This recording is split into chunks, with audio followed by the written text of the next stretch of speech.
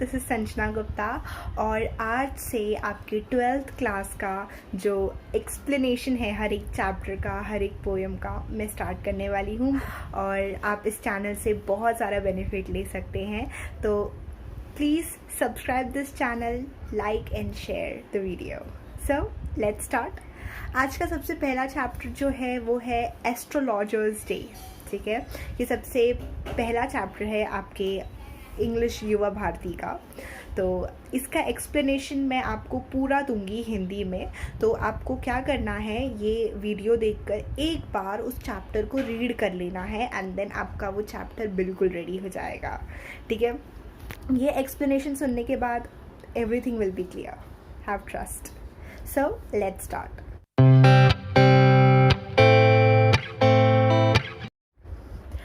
Astrologers day. Astrologer क्या होता है? एस्ट्रोलॉजर एक ऐसा इंसान होता है जो भविष्यवाणियाँ करता है। ठीक है, जो लोगों के पास्ट के बारे में, उनके फ्यूचर्स के बारे में उन्हें बताता है in exchange of money. Of course money तो चाहिए ही होगा, राइट?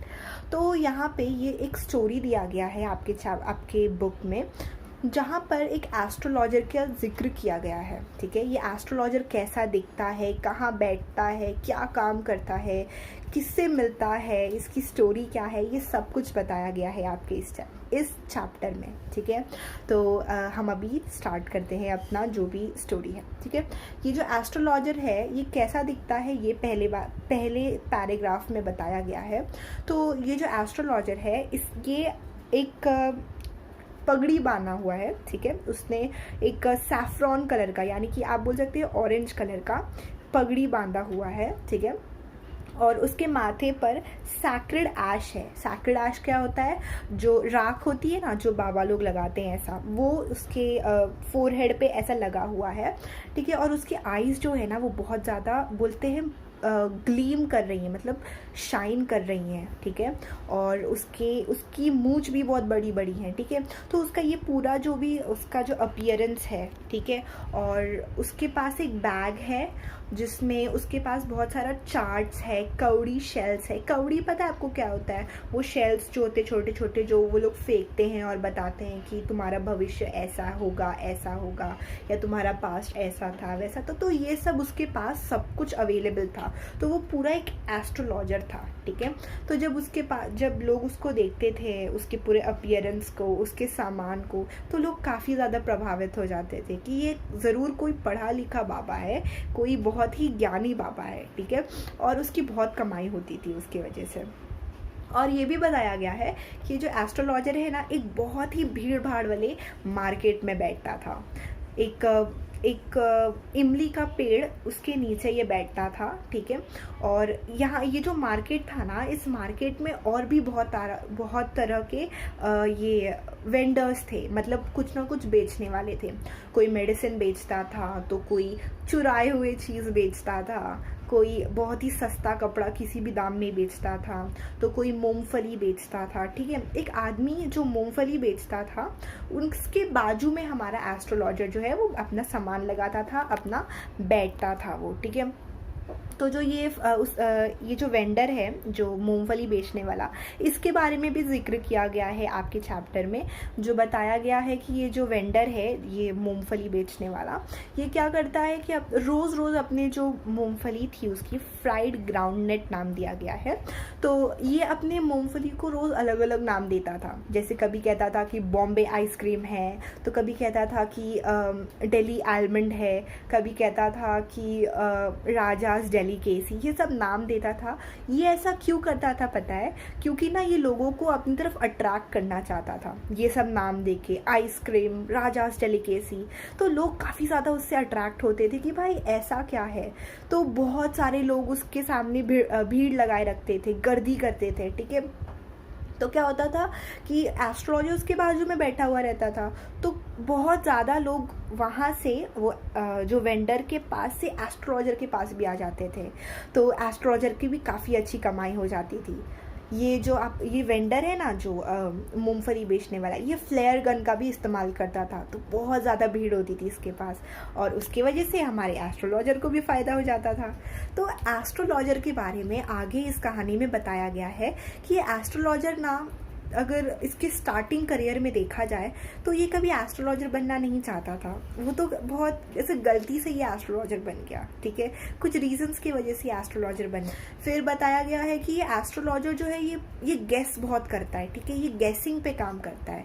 इसको सच में किसी के बारे में कुछ पता नहीं है, जस्ट कुछ कॉमन चीज़ें ये अपने दिमाग में रख लेता है, और कुछ जो कस्टमर्स आते हैं उसके पास वो कुछ बोलते हैं, ये कुछ उसमें कॉमन सा ऐड करके उनके बारे में बोल देता था। और वो क्या क्या बोलता था ये भी बताया गया है। जैसे वो बोलता था कि तुम बहुत ज़्यादा मेहनत कर रहे हो फिर भी तुम्हें तुम्हारा पाया हुआ रिजल्ट्स नहीं मिल रहा। फिर कुछ लोगों को कहता था कि क्या तुम्हारे लाइफ में कोई औरत है जो तुम्हें भाव नहीं दे रही है। फिर कुछ लोगों को ये कहता था कि तुम्हारे नेचर की वजह से तुम ज़्यादा प्रॉब्लम में फंसते हो। तो अभी हम अगर ये क्वेश्चंस को देखें तो ये तो बहुत ही कॉमन है, राइट, ये तो सबके ही लाइफ में ऐसा होता है। तो लोग काफ़ी ज़्यादा सेटिस्फाई हो जाते थे और एस्ट्रोलॉजर यही ट्रिक सब पे आजमाता था। तो एस्ट्रोलॉजर तो भाई अपना धंधा अच्छे से चला रहा था, ठीक है। ये भी बताया गया है आगे कहानी में कि जो एस्ट्रोलॉजर है हमारा, ये गांव से भाग कर आया था, ठीक है। ये इसके पूर्वज लोग कभी भी एस्ट्रोलॉजर थे नहीं, ठीक है। इसके पूर्वज लोग जो थे वो गांव में रहते थे, फार्मिंग करते थे, उधर ही उन्होंने शादी की और अपना लाइफ सेटल किया। बट एस्ट्रोलॉजर गांव से भागकर यहाँ आकर एस्ट्रोलॉजर बन गया, मतलब भविष्यवाणियाँ करने वाले बन गया, ठीक है। फिर कहानी में आगे बताया गया है कि जब ये जिस दिन के बारे में बताया गया है एस्ट्रोलॉजर के, ये क्या होता है जब शाम हो जाती है, ठीक है, जब सब लोग बंद कर कर जाते रहते हैं, सारे दुकान वाले लोग अपना अपना लाइट बंद करके अपने सामान पैक करके घर जाते होते हैं, तो एस्ट्रोलॉजर सोचता है कि अब मुझे भी चलना चाहिए क्योंकि अगर सारा लाइट बंद हो गया तो मुझे प्रॉब्लम हो जाएगा, ठीक है। तो एस्ट्रोलॉजर जैसे ही जाता रहता है, एक ही लाइट चालू रहती है, तो वो अपना सामान पैक करता होता है, तो उसे सामने एक आदमी दिखाई देता है। तो वो उसको क्या लगता है कि यार मतलब जाते जाते भी एक कस्टमर मिल गया, ये तो और अच्छी बात है। तो वो उस आदमी को बुलाता है, आओ हम लोग तुम्हारा फ्यूचर देखते हैं, ठीक है। तो वो आदमी बोलता है कि वो आदमी पहले तो थोड़ा नोक-झोंक करता है कि नहीं मुझे नहीं करना है, मैं ऐसे ही खड़ा हूँ करके। बट एस्ट्रोलॉजर उसे अपने पास बुलाता है, इनवाइट करता है कि आओ चलो देखते हैं तुम्हारे इसके लिए। तो फिर वो आदमी ना बहुत रूड रहता है उसके एस्ट्रोलॉजर के पास, अब जो उसके नाक के नीचे अपना हाथ ऐसा देता है, बोलता है देख तो अगर एस्ट्रोलॉजर है तो मुझे बता, मेरे सवालों का जवाब दे, वरना अगर तूने गलत आंसर बताया ना तो तुझसे मैं सारे पैसे तेरे छीन लूँगा, ठीक है। तो एस्ट्रोलॉजर थोड़ा बोलता है कि ऐसा कैसा बोल रहा है, मतलब पहले तो किसी ने मुझसे ऐसे बात नहीं किया। तो फिर थोड़ा सा मतलब बार्गेनिंग करते हैं वो लोग कि मुझे एस्ट्रोलॉजर बोलता है मुझे इतने पैसे चाहिए, वो आदमी बोलता है नहीं तुझे इतने ही दूंगा, ऐसे करके सब बताया गया है। बहुत बार्गेनिंग होती है। उसके बाद जो वो आदमी होता है वो बोलता है कि वो मान जाता है कुछ पैसों के लिए, ठीक है। फिर वो अपना हाथ देता है एस्ट्रोलॉजर को और एस्ट्रोलॉजर उसका हाथ देखना स्टार्ट करता है। तभी वो आदमी मैच लाइट जलाता है और सिगरेट फूंकने लगता है, ठीक है। तो क्या होता है कि जैसे ही वो मैच लाइट जो होती है वो अपने जैसे जलाता है तो फिर उस आदमी का चेहरा दिखने लगता है एस्ट्रोलॉजर को। पहले तो बहुत अंधेरा रहता है तो एस्ट्रोलॉजर इतना अच्छे से देख नहीं पाता है, लेकिन जब वो मैच लाइट जलाता है, अपना सिगरेट को जब भी लाइट अप करता है तो थोड़ा सा रोशनी से एस्ट्रोलॉजर को उसका चेहरा दिख जाता है। अब एस्ट्रोलॉजर उसका चेहरा देख के काफ़ी ज़्यादा घबरा जाता है, पता नहीं उसे ऐसा क्या दिखता है, बट वो बहुत घबरा जाता है। फिर वो कहता है आज नहीं, मैं तुम्हारा हाथ कभी और देखूंगा, अभी मुझे जाना पड़ेगा। अब वो आदमी बोलता है तुमने चैलेंज एक्सेप्ट किया है कि तुम मुझे बराबर आंसर दोगे। तो फिर एस्ट्रोलॉजर उसका हाथ देखने के लिए तैयार हो जाता है। तो वो एस्ट्रोलॉजर जो है उसे बताता है कि तुम्हें बहुत साल पहले किसी ने चाकू घोंपकर तुम्हें मारने की कोशिश की थी, फिर तुम्हें वहाँ वेल में फेंक दिया था, यानी कि कुएं में फेंक दिया था। तो जब वो आदमी ये बात सुनता है कहता है हाँ मेरे साथ तो ऐसे ही हुआ था। फिर वो उसको अपना शर्ट खोल के दिखाता है, एक स्कार, वो दाग दिखाता है वो चाकू का। वो कहता है हाँ अगर वहाँ पे कोई आता जाता ना रहता और किसी ने मुझे कुएं से नहीं उठाए रहता तो मैं ज़िंदा ना रहता।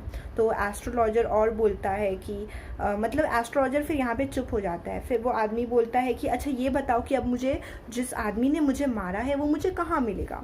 अब एस्ट्रोलॉजर इस पर ये बोलता है कि वो आदमी 4 महीने पहले ही मर चुका है, ठीक है। और वो कैसे मरा है वो उस लॉरी के नीचे क्रश होके मर गया है वो, ठीक है, लॉरी के नीचे आकर वो मर गया, ठीक है। तो इस पे वो जो आदमी होता है वो बहुत ज़्यादा गुस्सा हो जाता है, ठीक है। वो बोलता है कि मुझे उस आदमी को मारना था, अपना बदला लेना था, अब मैं क्या करूँ, होप्स हो कि उसकी जो मौत है दर्दनाक हुई हो। तो एस्ट्रोलॉजर बोलता है हाँ, उसकी मौत बहुत दर्दनाक हुई है। अब मुझे ये दिखाई दे रहा है, गुरु नायक उस आदमी का नाम लेकर बोलता है, ठीक है। तो आदमी चौंक जाता है कि तुम्हें मेरा नाम पता है? तो बोलता है जैसे मुझे तुम्हारी ज़िंदगी में सारी बातें पता है वैसे मुझे तुम्हारा नाम भी पता है। तो एस्ट्रोलॉजर बोलता है गुरु नायक देखो, तुम्हारे ऊपर एक और संकट है, ठीक है, फिर से तुम्हारी जान खतरे में पड़ने वाली है। तो मैं तुम्हें एक ये राख देता हूँ, तुम अपने फोरहेड पे इसको लगाओ और यहाँ से चले जाओ, ट्रेन पकड़ के वापस अपने गांव चले जाओ और कभी मत आना साउथ के साइड में। ये जो एस्ट्रोलॉजर और ये जो भी कहानी है ये साउथ के साइड हुई है, ठीक है, और जो गांव रहता है उस आदमी का वो नॉर्थ में रहता है, ठीक है। तो वो कहता है कि ये राख लगाओ अपने माथे पर और नेक्स्ट ट्रेन पकड़ के वापस नॉर्थ चले जाओ और कभी वापस इस साउथ साइड में कभी मत आना, तुम्हारी जान को बहुत खतरा है। तो वो आदमी हाँ ना करके मान जाता है और चला जाता है, ठीक है। अब एस्ट्रोलॉजर जब वापस घर आता है तो उसकी वाइफ उसका वहाँ पे दरवाजे पे वेट करती होती है। तो एस्ट्रोलॉजर उसे पैसे देता है जो भी उस आदमी ने उसे दिए। तो वो कहती है कि आज इतना देर कैसे हो गई तुम्हें? तो बोलता है कि मुझे आज एक कस्टमर मिल गया और उसे सब कुछ बताने लगता है कि तुम्हें पता है मैं यहाँ पर भागकर गांव से क्यों आया था, क्योंकि मैंने एक इंसान का मर्डर किया था।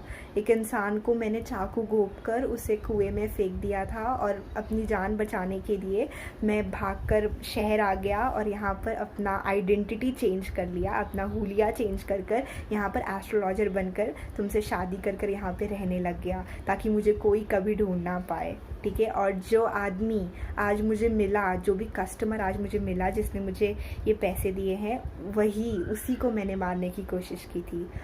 तो ये जो भी कहानी थी, जो भी गुरु नायक की और एस्ट्रोलॉजर की, एक्चुअली में एस्ट्रोलॉजर ही था वो आदमी जिसने गुरु नायक को मारने की कोशिश की थी बहुत पहले, और गुरु नायक एस्ट्रोलॉजर को ही ढूंढते हुए आया था, ठीक है। तो एस्ट्रोलॉजर बहुत खुश हो जाता है, कहता है कि मतलब मेरे ऊपर एक बोझ था, किसी के बोलते ना कि मेरे ऊपर एक खून है, मेरे हाथ से खून हुआ है, वो मुझे गिल्ट था, वो आज मेरा ख़त्म हो गया क्योंकि वो आदमी ज़िंदा है, सही सलामत है। तो उसकी वाइफ कहती है तुमने खून किया था? तो एस्ट्रोलॉजर कहता है हाँ, बहुत बचपन की बात है ये, मतलब जब बहुत छोटा था, ना समझ था, तब हो गया, छोड़ो ना अब ये सब बातें, अब एक काम करते, अब थोड़ा आराम करते खाना पीना खाकर। तो फिर यहीं पे स्टोरी एंड हो जाती है। तो यही ट्विस्ट था इसके अंदर कि जो एस्ट्रोलॉजर गुरु नायक, वो जो आदमी था, उसे भगाने की कोशिश कर रहा था, उसे कह रहा था कि वापस कभी मत आना। एक्चुअली एस्ट्रोलॉजर अपनी जान बचाने के लिए कह रहा था कि कभी मत आना, क्योंकि अगर गुरु नायक उसे पहचान जाता तो ऑब्वियसली उसको मार देता था। तो ये थी ये स्टोरी, एस्ट्रोलॉजर्स डे। बहुत ही अच्छी स्टोरी थी, काफ़ी ज़्यादा ट्विस्ट से भरी थी, इसलिए लास्ट में पता चला कि वो आदमी कौन था जिसने उस आदमी को मारा था, एस्ट्रोलॉजर ऐसा क्यों बोल रहा था सब कुछ, और एस्ट्रोलॉजर क्यों डर गया था स्टार्टिंग में जब उसने मैच लाइट जलाया था और उसका चेहरा देखकर क्यों घबरा गया था। तो ये सारी ये स्टोरी थी, और इस कहानी से हमें ये सीखने को मिलता है कि एस्ट्रोलॉजी जैसी कोई चीज़ होती नहीं है, ठीक है। तो हमें विश्वास करना नहीं चाहिए। अगर आज उस आदमी ने विश्वास नहीं किया होता एस्ट्रोलॉजी पर, हाँ, कि इस एस्ट्रोलॉजर का विश्वास नहीं किया होता, तो शायद वो समझ पाता कि हो सकता है यही आदमी ने मुझे मारा हो। तो ये एस्ट्रोलॉजी जैसी चीज़ें सब सुपरस्टिशंस होती है, इस पर कोई भी बोलते ना विश्वास नहीं करना चाहिए। तो इसके साथ हमारा एस्ट्रोलॉजर्स डे ये चैप्टर यहाँ पे ख़त्म होता है। होप सो आपको ये वीडियो पसंद आया हो। सो अगर आपको ये वीडियो अच्छा लगा तो इसे लाइक करें, चैनल को सब्सक्राइब करें, और वीडियोस के लिए इस चैनल की जो बेल आइकन को दबाएं ताकि मैं और वीडियोस जब भी अपलोड करूँ तो आपको नोटिफिकेशन आए। Thank you so much.